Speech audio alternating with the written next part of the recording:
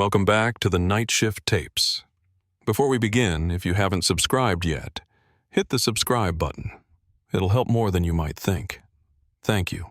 If you've hiked in Yosemite National Park, especially in the rural areas below Half Dome or along the granite cliffs near El Capitan, leave a comment and tell me if you heard anything unusual at night.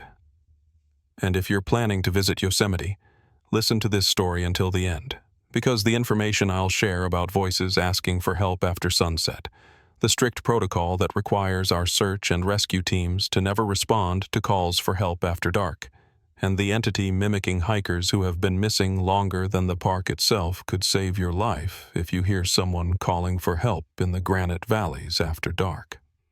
My name is Derek Lawson. I'm 44 years old and have worked as a search and rescue officer in Yosemite National Park for the past 16 years. Before that, I served 6 years in the military as a medic, which taught me the medical training and ability to remain calm under pressure required for SAR work. I've participated in over 300 rescue operations. I've rescued injured climbers from El Capitan's vertical granite face. I've found hikers lost miles off the trails. I've recovered the bodies of those who died from falls, drowning, and freezing. I've seen what the wilderness can do to inexperienced people. However, my military training and years of rescue operations had not prepared me for the situation I encountered 10 months ago.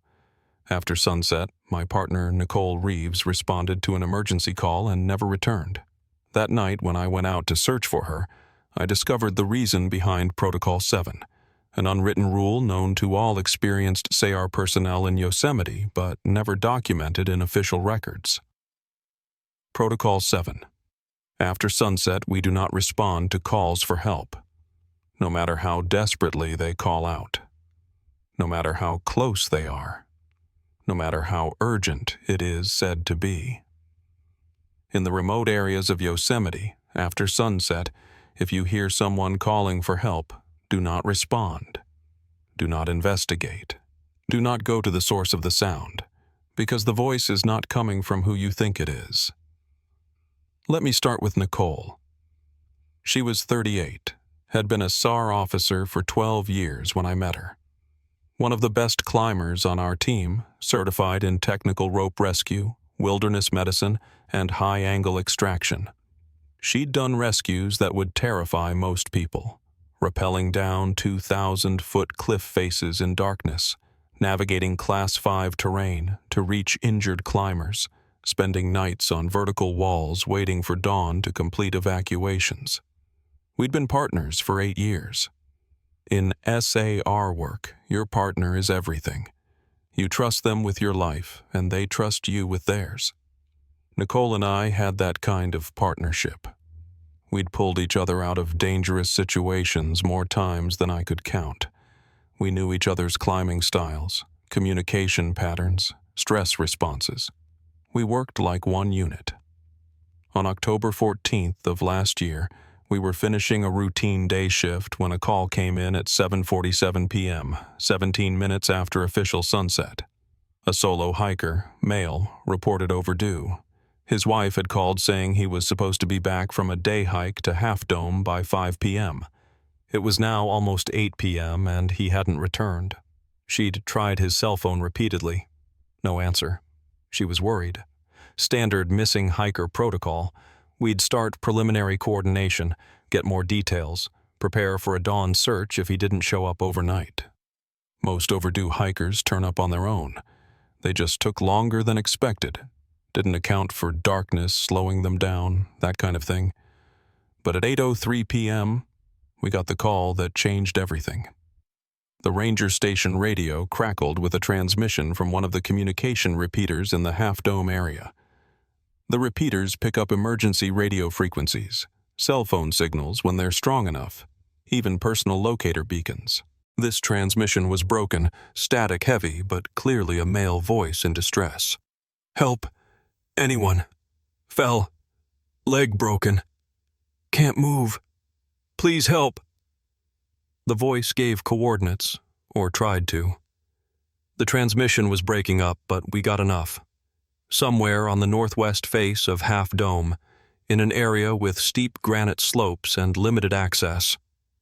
Nicole and I looked at each other. It was full dark now, maybe 20 minutes past sunset. The moon wasn't up yet. Going into that terrain in darkness was dangerous even for experienced SAR officers. But someone was injured.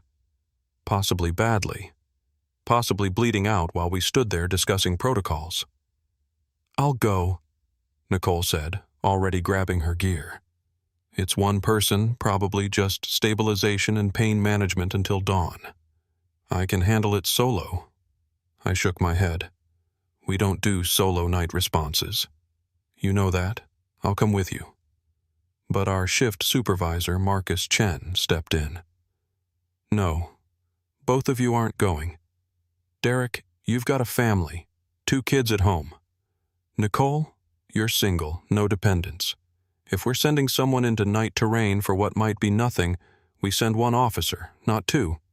And," he looked at Nicole seriously, "you follow Protocol 7.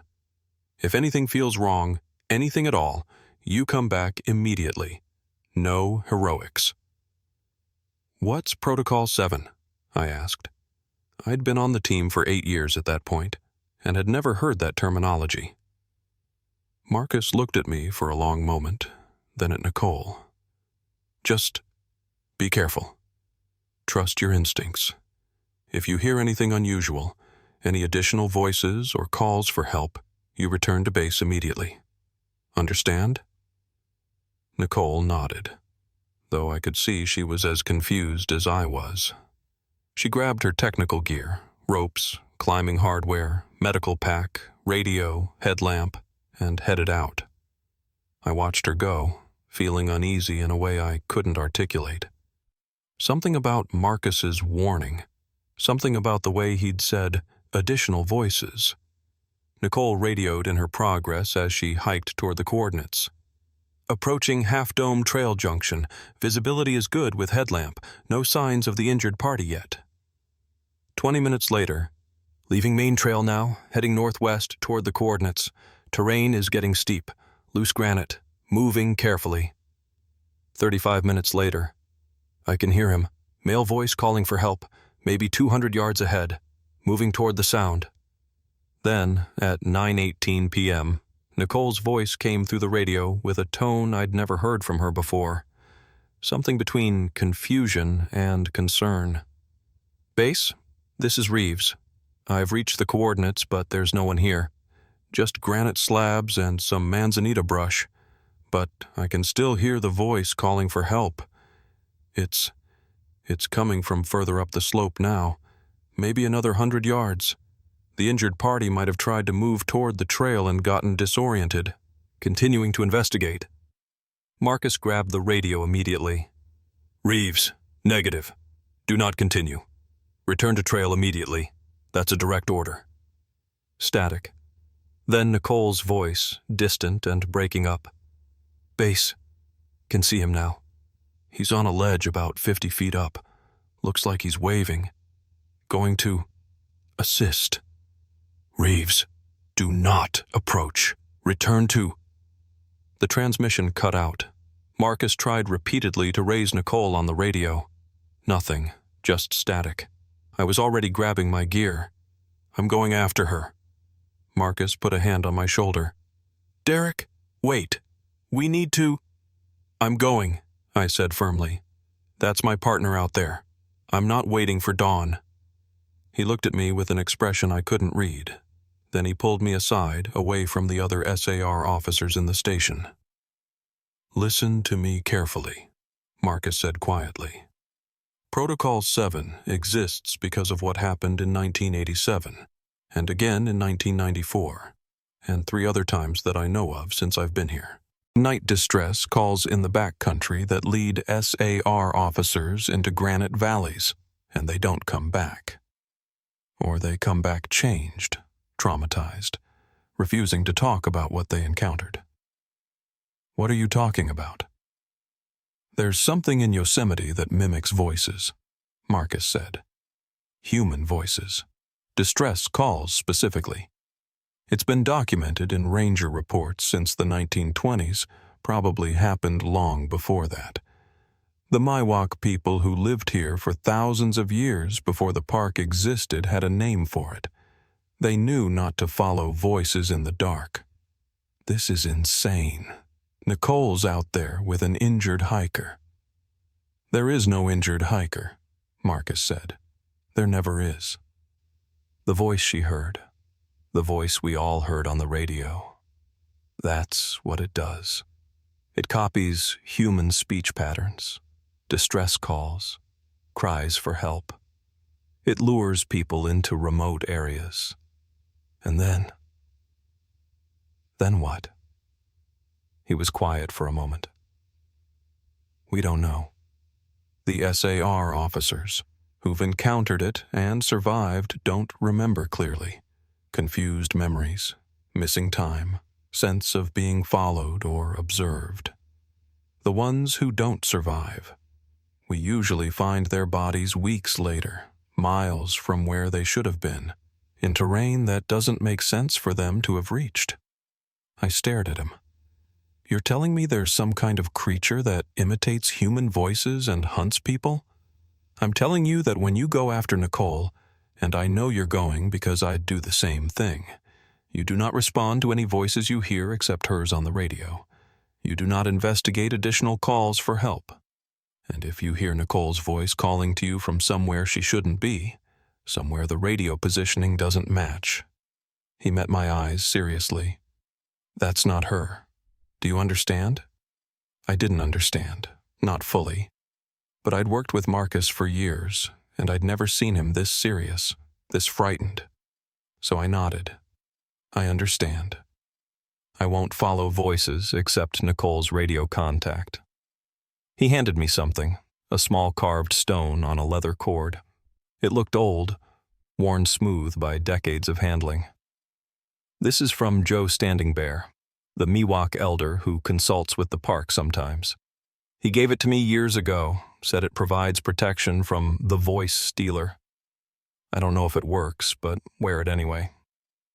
I put it around my neck, grabbed my gear, and headed out. The hike to Nicole's last known position took me 50 minutes. I followed her route. Half Dome Trail Junction, then northwest into rougher terrain. My headlamp created a narrow tunnel of light through absolute darkness. The granite slopes around me were invisible beyond that small circle of illumination.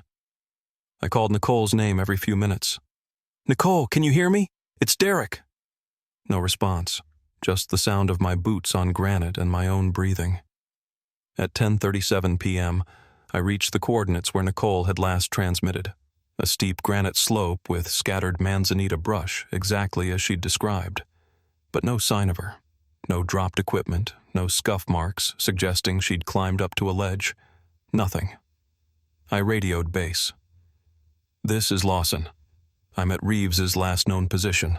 No sign of her, no evidence she was here." Marcus's voice came back immediately. "Copy that.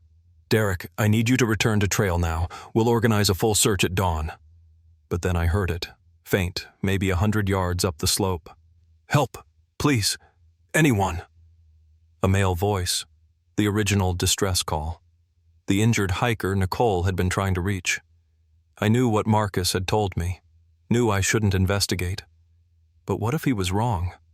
What if there really was an injured person up there and Nicole had reached him and they were both hurt? Against every instinct Marcus had tried to give me, I started climbing. The granite was steep, probably 45 degrees in places. I had to use my hands, finding holds in the rock, pulling myself up through the manzanita that grabbed at my gear. My headlamp beam bounced and swung, making the shadows jump. The voice continued calling.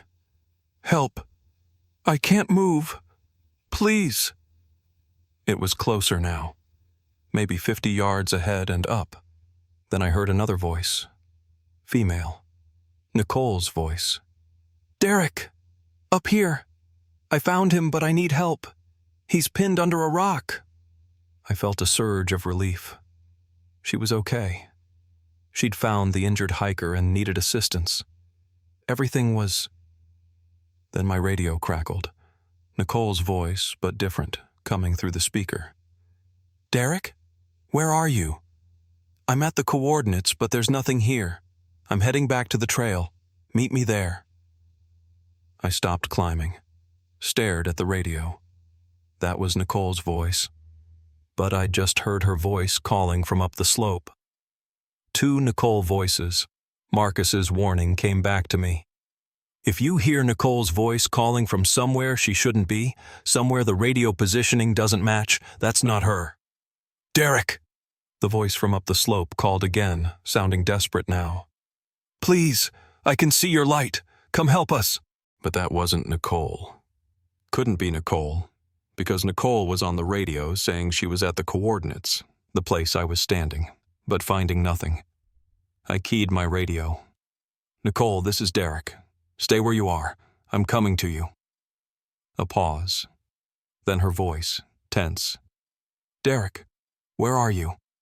Your beacon is showing you're about 100 yards upslope from the coordinates. What are you doing up there?" "There's a voice calling for help. Female voice that sounds like you. But it's not you, is it?" Another pause. Longer this time. "Derek, I don't know what you're hearing, but I'm not calling to you. I'm heading back to the main trail right now, and I think something's following me." Fear shot through me. "Get back to the trail.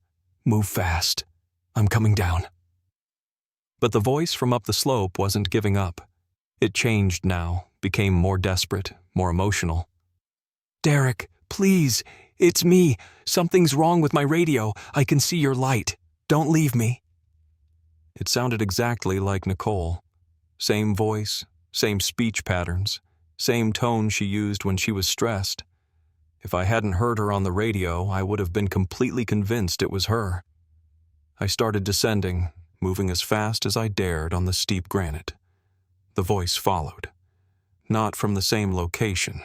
It moved with me, staying always just ahead and above, just out of sight beyond my headlamp beam. "Derek, why are you leaving? I need help! Derek!" Then it changed tactics. The voice shifted, became someone else. A man's voice, older, familiar. "Derek Lawson, this is Chief Chen. Officer Reeves is injured. I'm ordering you to continue up the slope and assist her." But I'd just been talking to Marcus on the radio. He hadn't said anything like that. The entity, because that's what it was, I was certain now, was cycling through voices. Nicole. Marcus. The original injured hiker, trying different approaches to see what would make me climb higher into the darkness. I kept descending, ignoring all of it, focusing only on finding the trail and reaching Nicole. At 11:09 p.m., I made it back to the main trail. Nicole was there, waiting, her headlamp beam finding mine. "Derek," she said, and this time it was really her. I could tell by the way she was standing, the relief in her voice. "What the hell is up there?" "Something that imitates voices," I said. "Something that's been here a long time." We hiked back together, neither of us speaking much. Behind us, in the darkness up the slope, I could hear voices calling. My voice now, calling to Nicole. Her voice calling to me. Marcus's voice giving orders. A child crying. My daughter's voice, which made my stomach turn because how did it know what she sounded like? We didn't stop, didn't respond, just kept moving toward the ranger station. When we got back, Marcus was waiting. He looked at both of us, saw we were shaken but intact, and nodded with something like relief. "You followed Protocol 7, he said. "What is that thing?" Nicole asked, her voice tight. "I heard the distress call, went to investigate, and there was nothing there. But the voice kept moving, kept calling, always just ahead.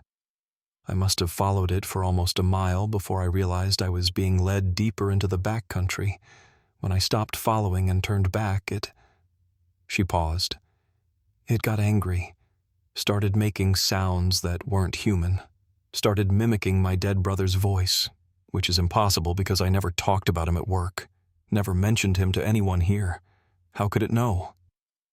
Marcus gestured for us to follow him into his office. He closed the door, pulled out a thick folder marked Protocol 7, Restricted. "This is everything the Park Service has documented about the entity," he said. "Going back to 1921, which is as far back as our written records go. But the Miwok accounts go back hundreds of years. They called it He Te Pia, which roughly translates to the voice stealer or the echo that hunts." He opened the folder. Inside were incident reports, witness statements, photographs of search areas, maps marked with locations. 37 SAR officers, hikers, and park staff have been affected since 1921, Marcus continued. 14 disappeared completely.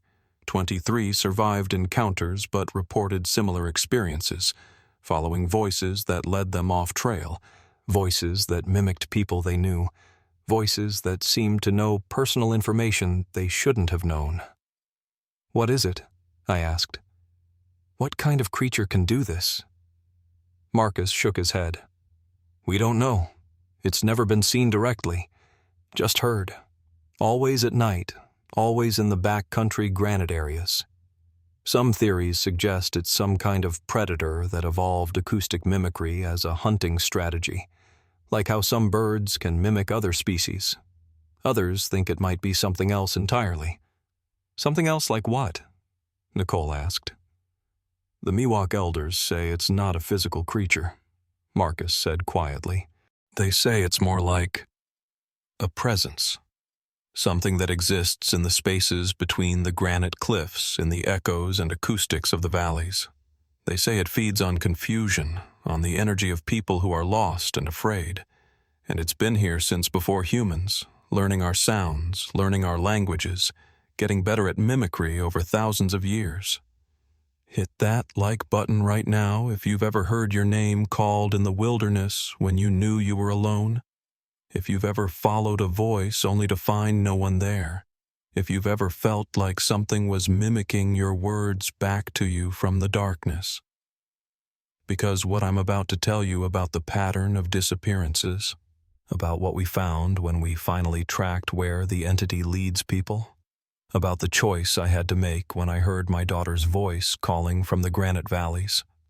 That information explains why Yosemite has more unexplained disappearances than almost any other national park, and why experienced search and rescue officers refuse to respond to distress calls after sunset.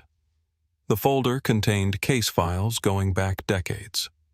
I spent the next 3 days reading through them when I wasn't on shift. The pattern was consistent. Nighttime distress calls in remote areas. SAR officers or concerned hikers responding. Voices that led them deeper into backcountry. Some came back reporting strange experiences. Others never came back at all. One report from 1987 detailed a SAR officer named Robert Chen, Marcus's uncle, I learned, who responded to crying he heard near Cloud's Rest. He followed the sound for hours, getting more and more lost, until he realized the crying was using his wife's voice, his children's voices, mixing them together in impossible ways. He managed to find his way back to a trail by sheer luck and navigation skill. But he quit the SAR team the next week and moved out of California entirely. A 1994 incident involved a solo hiker who heard someone calling his name. He followed the voice for an entire night, covering over 15 miles of rough terrain, until he collapsed from exhaustion at dawn. When we found him, he was hypothermic and dehydrated, barely conscious. He kept saying, "It knew everything about me, every person I've ever loved, every fear I have. How did it know?" The 14 people who disappeared completely, their bodies were sometimes found weeks or months later, always in strange locations, places they shouldn't have been able to reach given their experience level and equipment. One body was found at the top of a technical climbing route that required advanced rope skills. The victim had been a day hiker with no climbing gear.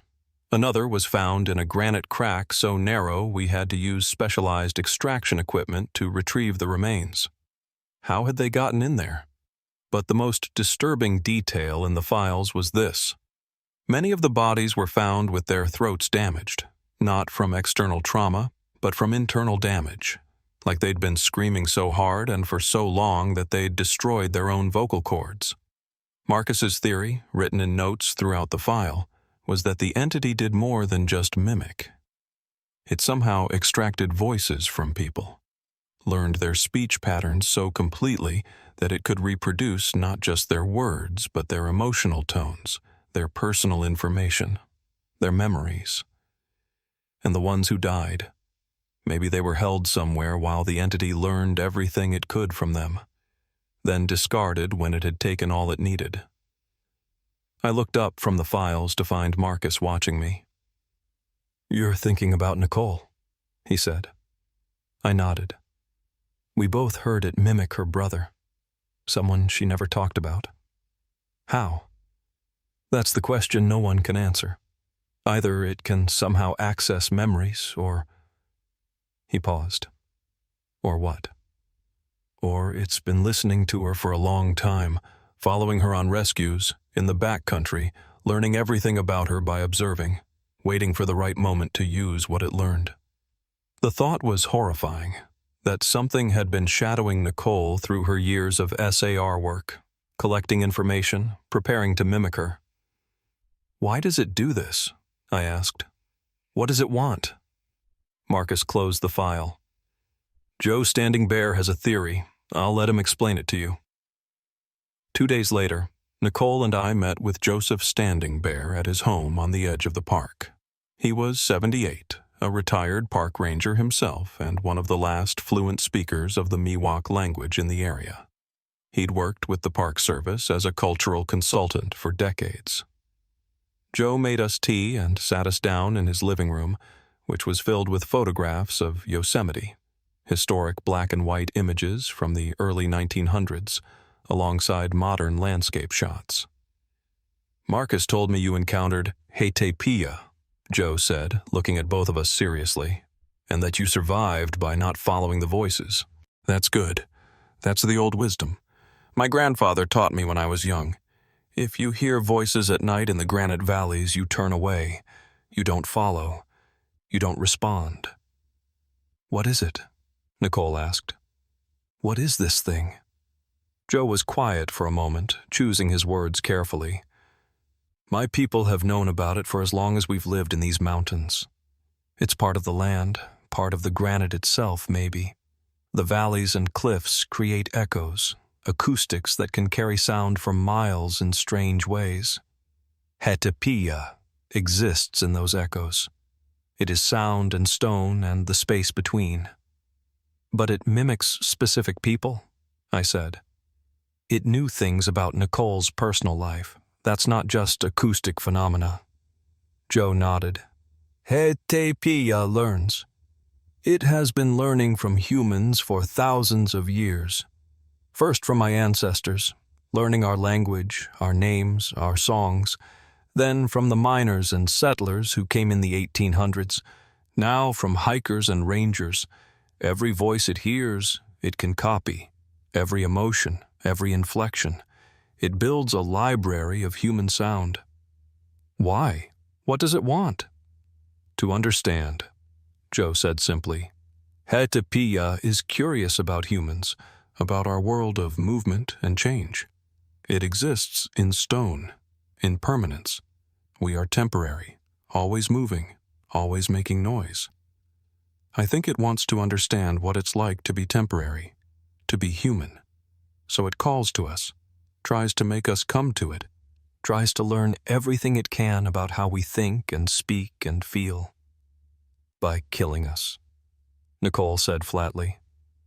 "Not intentionally, I don't think," Joe replied. "But humans can't survive where Hetepia exists. In the deep granite cracks, the narrow valleys, the places where stone presses close and echoes never end. When it lures people into those places, trying to study them, trying to understand them, people die. From exposure, from falls, from terror. Hetepia doesn't understand that we're fragile, that we can break. He poured more tea, his hands steady despite his age. My grandfather said that Hetepia is older than the mountains themselves, that it was here when the granite was being formed, deep underground, and when the mountains rose and erosion carved the valleys, Hetepia rose with them. It has no body, no physical form. It is sound trapped in stone, echoes that never fade, voices that have been absorbed into the granite over millennia. How do we stop it? I asked. Joe looked at me sadly. You don't. You respect it. You avoid it. You follow the old rules. Don't go into the backcountry alone at night. Don't follow voices after dark. Don't answer calls for help that come from impossible directions or that move when you approach them. And most importantly, never let it hear your voice if you can avoid it. Because once it has your voice, it can use it forever. That conversation with Joe happened 8 months ago. Since then, Nicole and I have continued our say our work, but everything is different now. We know what's out there. We know why Protocol 7 exists, and we enforce it strictly, even when it tears at us emotionally. 3 months after our encounter, a new SAR officer joined our team. Emma Torres, 29, eager, well-trained, came from a search and rescue background in Colorado. Marcus assigned her to shadow me and Nicole, learn how Yosemite's specific terrain and challenges differed from what she was used to. Emma was good. Fast learner, excellent technical skills, strong physical conditioning. But she hadn't learned Protocol 7 yet. And one night, she nearly became another statistic. It was February, 6:23 p.m. on a moonless night. We were at the ranger station finishing paperwork when a call came in. Lost hiker, female, late 20s, overdue from a day hike near Vernal Fall. Her boyfriend was frantic, said she'd texted him at 4 p.m. saying she was starting back, should be at the trailhead by 5:30. It was now past 6 and she wasn't answering her phone. Standard protocol, we'd coordinate with the boyfriend, get more information, prepare for a dawn search if needed. But at 6:41 p.m., we heard it, faint, coming through the emergency radio frequency. Help! I'm lost. Please, someone help me. I'm near the river. It's so dark. A female voice, young, terrified, exactly matching the description of our missing hiker. Emma was already grabbing gear. We have to go. She's clearly in distress. Marcus stepped forward. Negative. It's after sunset. We wait for dawn. She could die of exposure by dawn, Emma protested. She's near the river. That means she's probably close to the trail. This isn't deep backcountry. We can reach her in under an hour. I looked at Marcus. He looked back at me, and I saw the calculation in his eyes. The Vernal Fall Trail was heavily trafficked, well-maintained, close to the valley floor. Not the remote granite slopes where Hetepia usually operated. Maybe Emma was right. Maybe this was a legitimate call. Or maybe the entity was adapting, learning to operate in more accessible areas. I'll go, I said. Just me. Emma stays here. I'm coming with you, Nicole said immediately. We both know the protocol now. 2 is safer than 1. Marcus nodded reluctantly. Stay on the main trail. Do not deviate.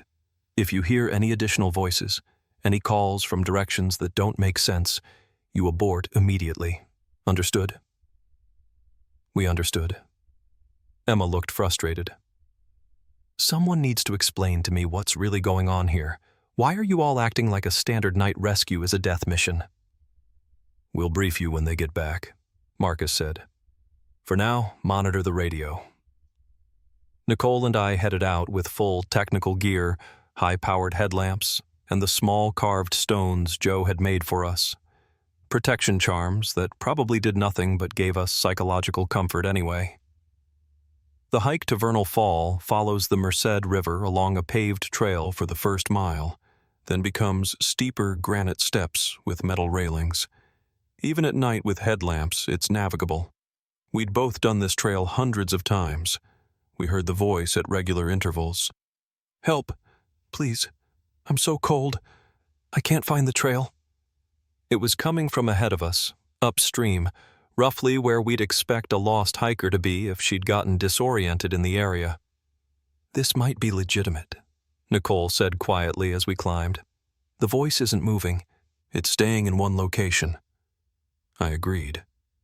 He to Piya's calls usually moved, stayed always just ahead of you. This voice was stationary, which suggested a real person who'd found a spot to shelter and was calling for help from that position. We reached the area where the voice seemed to be originating, a section where the trail overlooks the river, with granite slopes on one side and a steep drop to the water on the other. "Hello?" I called out. "This is Yosemite Search and Rescue. Can you hear us?" The voice responded immediately, closer now. "Yes. Oh God, yes. I'm down here. I fell off the trail." Nicole and I moved carefully to the edge, shining our lights down. The slope below the trail was steep but not vertical, maybe 50 degrees, covered in loose granite and brush. And about 30 feet down, we saw her. A woman, late 20s, sitting with her back against a boulder. She was waving at us, and in the beam of our lights, I could see she was dressed appropriately for day hiking. Jacket, boots, small backpack. "I slipped on wet granite," she called up. "Fell about 20 feet. I think my ankle is broken. I've been trying to climb back up, but I can't put weight on it." Nicole was already setting up rope gear. "We'll rappel down, assess your injuries, and extract you. You're going to be fine." We descended to the woman. As I got closer, I could see she was shivering, probably from shock and cold. Her ankle was definitely injured, swollen, possibly fractured. I knelt beside her, started my medical assessment. "What's your name?" "Jessica. Jessica Brennan." That matched the information we'd received about the missing hiker. Nicole radioed back to base. "We've located Jessica Brennan. She's injured but stable. We're preparing for extraction." I continued my assessment, checking vitals, examining the ankle. Everything seemed normal. A standard rescue. Maybe we'd been wrong to be so paranoid.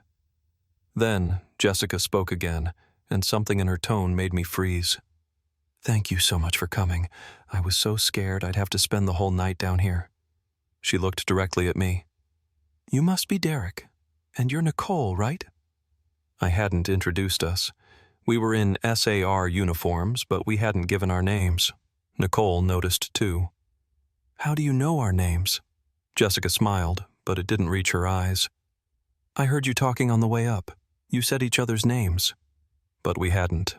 Nicole and I had been mostly silent during the hike, communicating with hand signals and occasional whispered directions. We definitely hadn't said our names. I stood up slowly, instinct screaming at me. "Jessica, where exactly did you start your hike today?" "Vernal Fall trailhead, around 9 a.m. "And what trail did you take?" The main trail. To the waterfall." "Which route? The Mist Trail or the John Muir Trail?" She hesitated. "The Mist Trail." But the Mist Trail was closed for the season. Had been closed since November for winter maintenance. Anyone starting from the trailhead would know that, would have been redirected to the John Muir Trail. Nicole had realized the same thing.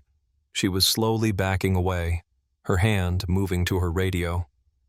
Jessica watched us, and her smile widened. "You're very careful, more careful than the others.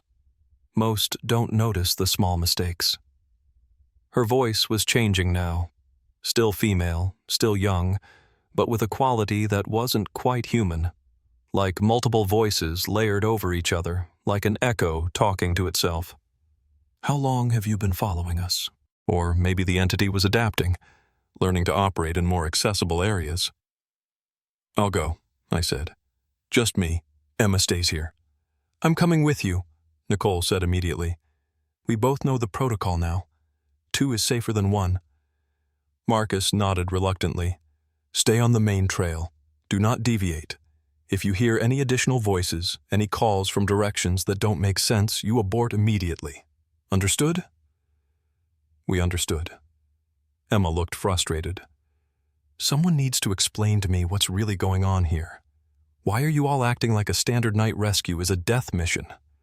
We'll brief you when they get back, Marcus said. For now, monitor the radio. Nicole and I headed out with full technical gear, high-powered headlamps, and the small carved stones Joe had made for us. Protection charms that probably did nothing but gave us psychological comfort anyway. The hike to Vernal Fall follows the Merced River along a paved trail for the first mile, then becomes steeper granite steps with metal railings. Even at night with headlamps, it's navigable. We'd both done this trail hundreds of times. We heard the voice at regular intervals. Help. Please. I'm so cold. I can't find the trail. It was coming from ahead of us, upstream, roughly where we'd expect a lost hiker to be if she'd gotten disoriented in the area. This might be legitimate, Nicole said quietly as we climbed. The voice isn't moving. It's staying in one location. I agreed. Hetapia's calls usually moved, stayed always just ahead of you. This voice was stationary, which suggested a real person who'd found a spot to shelter and was calling for help from that position. We reached the area where the voice seemed to be originating, a section where the trail overlooks the river, with granite slopes on one side and a steep drop to the water on the other. Hello? I called out.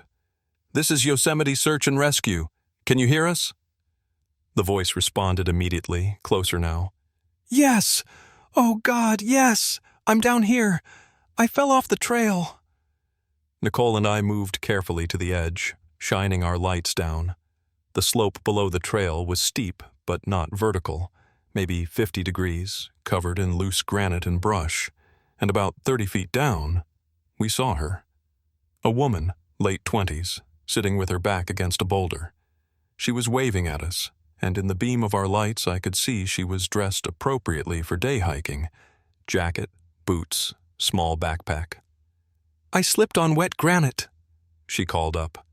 Fell about 20 feet. I think my ankle is broken. I've been trying to climb back up, but I can't put weight on it. Nicole was already setting up rope gear. We'll rappel down, assess your injuries, and extract you. You're going to be fine. We descended to the woman. As I got closer, I could see she was shivering, probably from shock and cold. Her ankle was definitely injured, swollen, possibly fractured. I knelt beside her, started my medical assessment. What's your name? Jessica. Jessica Brennan. That matched the information we'd received about the missing hiker. Nicole radioed back to base. We've located Jessica Brennan. She's injured but stable.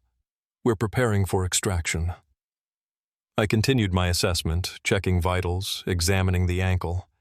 Everything seemed normal. A standard rescue. Maybe we'd been wrong to be so paranoid. Then Jessica spoke again, and something in her tone made me freeze. Thank you so much for coming. I was so scared I'd have to spend the whole night down here. She looked directly at me. You must be Derek. And you're Nicole, right? I hadn't introduced us. We were in SAR uniforms, but we hadn't given our names. Nicole noticed too. How do you know our names? Jessica smiled, but it didn't reach her eyes. I heard you talking on the way up. You said each other's names. But we hadn't. Nicole and I had been mostly silent during the hike, communicating with hand signals and occasional whispered directions. We definitely hadn't said our names. I stood up slowly, instinct screaming at me. Jessica, where exactly did you start your hike today? Vernal Fall Trailhead, around 9 a.m. And what trail did you take? The main trail. To the waterfall. Which route? The Mist Trail or the John Muir Trail? She hesitated. The Mist Trail. But the Mist Trail was closed for the season, had been closed since November for winter maintenance. Anyone starting from the trailhead would know that, would have been redirected to the John Muir Trail. Nicole had realized the same thing. She was slowly backing away, her hand moving to her radio. Jessica watched us, and her smile widened. You're very careful, more careful than the others.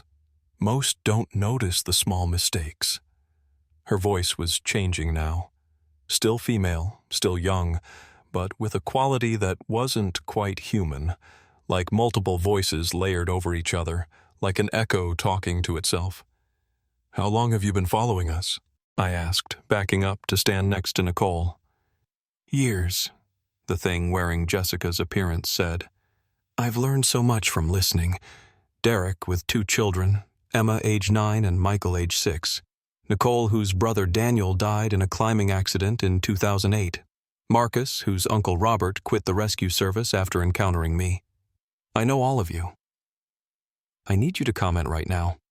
If you discovered that something had been following you for years, learning everything about your life by listening to your conversations, mimicking people you care about to lure you into danger, would you keep working in that environment, or would you quit immediately? Because that's the choice every Yosemite SAR officer faces once they learn the truth about Haytapia. And I'm going to tell you why I stayed, despite knowing that entity has my voice, my children's voices, everything it needs to manipulate me. The entity stood up. The injured ankle that had been swollen moments before was fine. The shivering had stopped. It moved with an unnatural fluidity, like it wasn't quite sure how human joints were supposed to work. I don't want to hurt you, it said, and the voice shifted through different tones. Jessica, then Nicole's voice, then mine, then voices I didn't recognize. I just want to understand. You're so temporary, so fragile, but you create such beautiful sounds, words and emotions and thoughts expressed through vibration. I want to know what that's like. You can't, Nicole said. You're not built for it. We're not built for your world. That's why people die when you lure them into the deep granite. I'm learning, the entity said, and now it sounded almost plaintive. Getting better at not breaking the fragile ones. Some last longer now. Some survive for days in the echo chambers before their voices stop. The casual horror of that statement, that it was learning to keep people alive longer while it studied them, made my stomach turn. Let us leave, I said. We won't tell anyone about this encounter. We'll maintain the protocols. Just let us go back to the trail. The entity tilted its head. But I've learned so much from you already. Your voice patterns, your cadence, your emotional responses. Derek, I can sound exactly like you now. Listen. It spoke in my voice. Perfect mimicry, indistinguishable from my own speech. Emma, Michael, come here. Daddy needs help. Come into the Granite Valley. It's safe. I promise.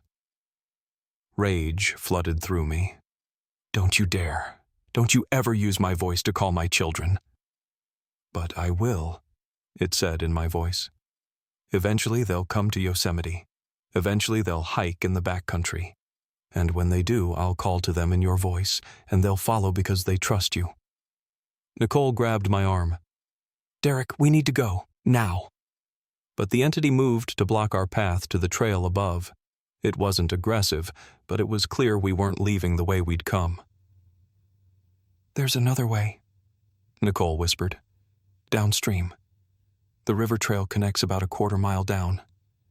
We started moving laterally across the slope, away from the entity, toward the downstream route. The thing wearing Jessica's form watched us, but didn't follow immediately. Then it started cycling through voices, my voice calling in distress, Nicole's voice screaming, Marcus's voice giving orders, my daughter Emma's voice crying, "Daddy, where are you? I'm scared." Every parent's nightmare, hearing your child in distress, every instinct screaming to respond, to help, to protect. But I knew it wasn't real.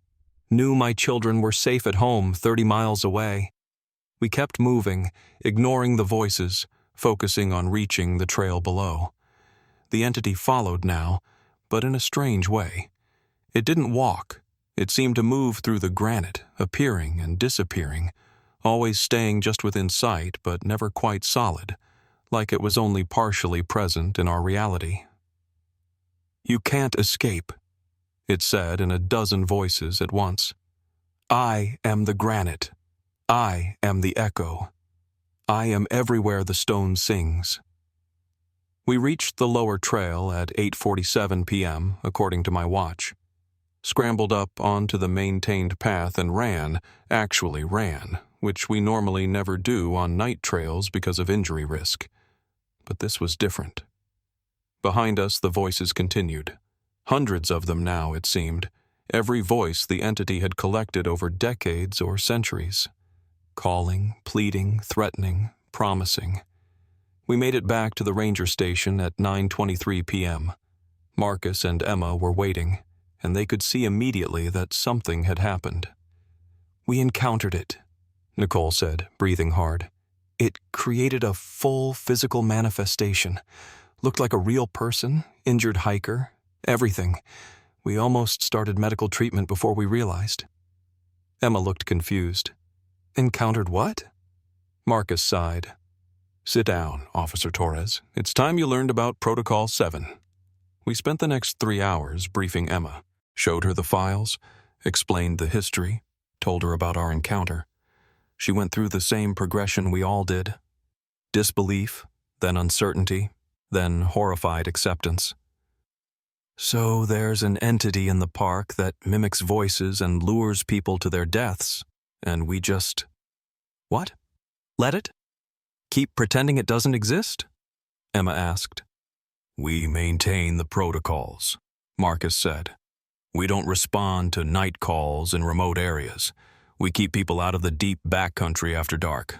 We educate rangers and SAR officers about what to listen for, and we document every incident so that future staff will know what they're dealing with." "Has anyone tried to, I don't know, kill it? Contain it? Do something besides just avoid it?" "It's not a creature you can kill," I said. "It's sound and stone. How do you kill an echo? How do you contain something that exists in the granite itself?" Emma looked at the files, at the decades of incidents, at the bodies found in impossible locations. "This is insane. This is absolutely insane." "Welcome to Protocol 7, Nicole said quietly. That was 3 months ago. Emma is still on the team, still learning, still processing the reality of what we deal with in Yosemite.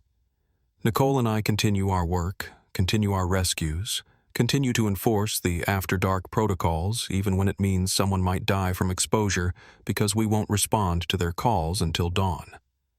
Because we know that most night calls aren't real.